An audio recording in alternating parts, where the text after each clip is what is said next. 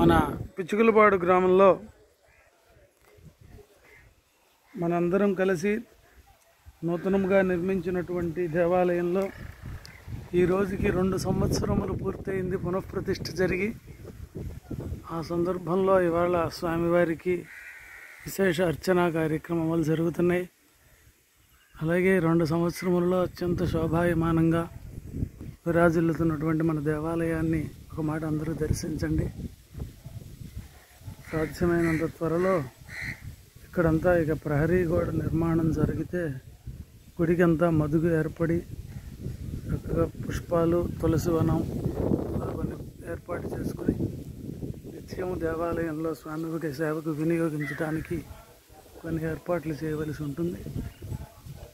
ఈ అద్భుతమైన స్వామి దర్శనాన్ని చేసుకుని అందరూ తరించండి.